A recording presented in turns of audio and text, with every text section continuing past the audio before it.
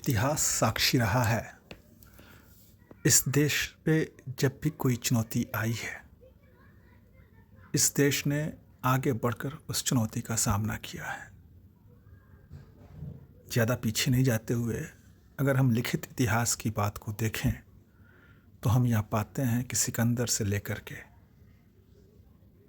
आज विगत 22 अप्रैल को जो चुनौती हमारे सामने रखी गई थी, धर्म पूछकर प्राण लेने की, आतंकी हमले की,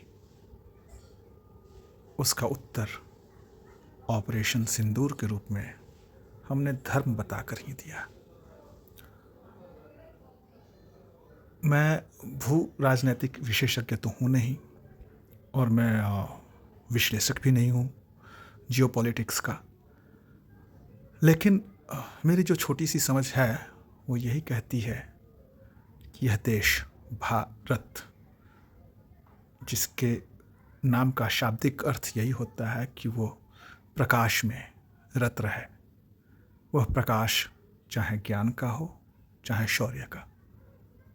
और जब मैंने बात की लिखित इतिहास की तो सिकंदर के आक्रमण का हमको लिखित इतिहास मिलता है, और उस समय से लेकर के स्वतंत्रता के बाद, बंटवारे के बाद का इतिहास में जब भी कोई चुनौती हमारे सामने रखी गई है, हमने आगे बढ़कर उसका सामना किया है।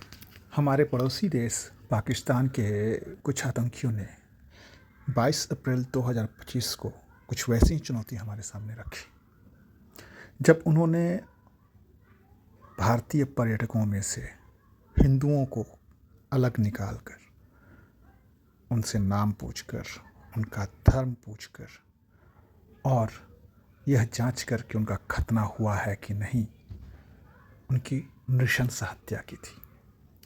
तब इस देश ने एक स्वर में कहा था, नहीं, बहुत हो गया, यह देश अब बुद्ध और गांधी का देश नहीं है, यह देश राम और कृष्ण का देश है, जिन्होंने आतताइयों का वध करने में तनिक भी देर नहीं लगाई। मुझे ध्यान आता है, अपने एक मित्र से बात करते समय मैंने ये कहा था, जब 23 अप्रैल को मोदी जी ने बिहार से यह घोषणा की थी कि आतंकियों को कभी बख्शा नहीं जाएगा, तो मेरे मन में यही विचार आया कि वह व्यक्ति जो सदैव यह कहता रहा, विश्व के हर बड़े नेता को यह कहता रहा कि यह युद्ध का समय नहीं, यह बुद्ध का समय है, युद्ध से समस्याएं हल नहीं होती हैं, उस व्यक्ति ने बुद्ध की ज़मीन से, बुद्ध की धरती से युद्ध का संदेश दिया कि जो आतंकियों ने यह नृशंसतापूर्वक कार्य किया है उसका बदला लिया जाएगा। और यह अपने आप में भारत की सोच में एक बहुत बड़े परिवर्तन को दर्शाता है, जब हम ये कहते हैं कि हम प्रथम आक्रमण नहीं करेंगे। और स्वतंत्रता प्राप्ति के बाद से अगर आज तक के इतिहास में देखें तो मेरी जानकारी में, हो सकता है कि मैं गलत हूँ, यह प्रथम अवसर है जब भारत ने अपनी तरफ से कोई कार्रवाई की है इतने बड़े स्तर पे। इससे पहले हमने उरी में सर्जिकल स्ट्राइक किया, बालाकोट में एयर स्ट्राइक किया, तो यह प्रथम अवसर है। इस विषय में न जाते हुए कि हमारे नेतृत्व को कैसे हमारी सीमाओं की रक्षा करनी चाहिए, कैसे सेनाओं को सज्ज करना चाहिए, नौसेना, वायुसेना, थल सेना, क्या उनके पास शस्त्रास्त्र होने चाहिए। मैं बस एक कविता मुझे ध्यान आ रही है जो कि स्वर्गीय गिरिजेश राव जी ने, जिनको मैं भैया जी भी कहता हूँ, उन्होंने लिखी थी। उनसे इस विषय पे कभी कभी बहुत लंबी वार्ता हुआ करती थी। हे देश शंकर, तो उसकी जो 4 लाइनें, मुझे जब ये घटना घटी तो मुझे ये 4 लाइनें याद आईं, और उसके बाद ही मैंने सोचा कि इस पे अपने विचार प्रकट करके मैं आप लोगों से शेयर करूं, साझा करूं। हे देश शंकर, हर हर बह रहा रुधिर, है प्रगति क्षोधित बेकल हर गांव शहर।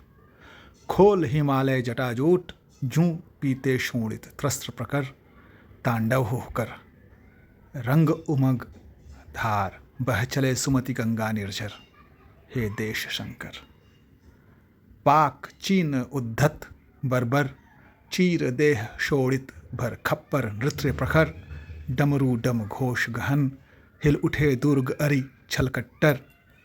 शक्ति मिलन त्रिनेत्र दृष्टि, आतंक धाम हो भस्म भूत। ढाह कहर, हे देश शंकर। तो ये उनकी कविता 2010 की है।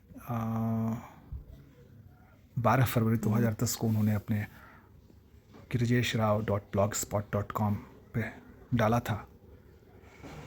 इसके साथ दिनकर की 2 लाइनें मुझे याद आ रही हैं जो हिमालय कविता में उन्होंने लिखी थी। रे रोक युधिष्ठिर को न यहाँ, जाने दे उनको स्वर्ग धीर।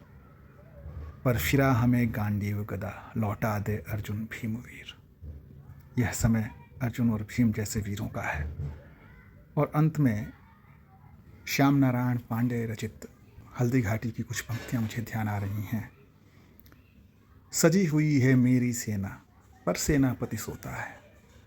सजी हुई है मेरी सेना, पर सेनापति सोता है। उसे जगाऊंगा मैं, विलंब अब महासमर में होता है। तो मित्रों, महासमर की भेरी बज चुकी है, अब विलंब नहीं करना है। जय भारत, जय हिंद, वंदे मातरम।